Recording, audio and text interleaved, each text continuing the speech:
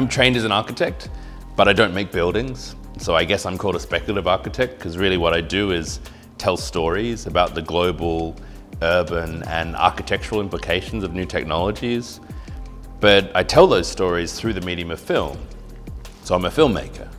I'm much more interested in the ways that we can use the mediums of popular culture like film and television, music videos, animation, comic books, to take those really important ideas about our built environment, about our cities and who we are becoming, and putting them into those mediums. But the science fiction I'm interested in making, the science fiction I'm interested in watching, actually is much more confronting than that. It's much more provocative. It forces us to think about who we are. And I think that those type of stories, they work because we feel connected to them because they feel real. I think they feel real because they're researched and they're based in fact and they're based in the present. So really the way that we work, the way that I make my projects is that I begin with technology that is already here or it's just starting to emerge. We begin by imagining and documenting the sort of trends that are happening around the world, what we call the weak signals of possible futures. And then all I really do as a designer and a director is exaggerate and extrapolate from these existing conditions in order to project possible future scenarios.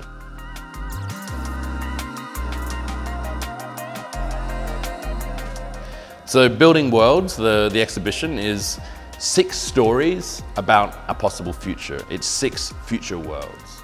These 6 stories are trying to educate us about how technology is going to change our lives in the future. And I hope that visitors to the exhibition will leave becoming more empowered and more educated about some of the unexpected and unintended consequences of these futures. A lot of times technology comes into our world not when it's ready, not in its most ideal moment, but when it can be sold to us, when it can be profitable. Sure. And these are 6 stories of my imagining of what the future might look like.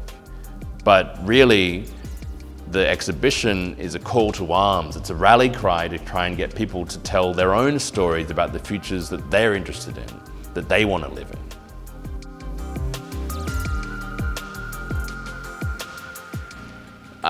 My work is really about thinking about the future. But at the same time, science fiction and visions of the future is not actually about prediction. It's not actually about imagining and trying to predict what a future might look like. It's really about understanding who we are in the present. And who we are in the present is also conditioned by where we've come from. So although we're thinking about distant future stories, we're actually thinking about the present and the past. And prediction is just a side effect of science fiction. You know, like George Orwell's 1984 is actually about 1948, the year in which it was written. And the fact that we currently live in a kind of Orwellian surveillance state is not evidence that Orwell got it right, but rather evidence that we didn't listen.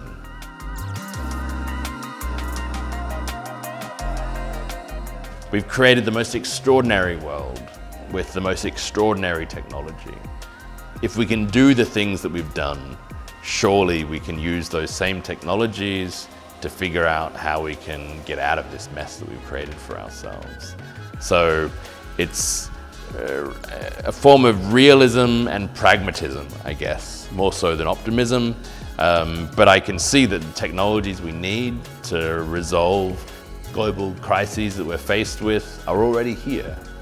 And what that means is the only thing that needs to change is ourselves, which means we can do that. So I think there is hope.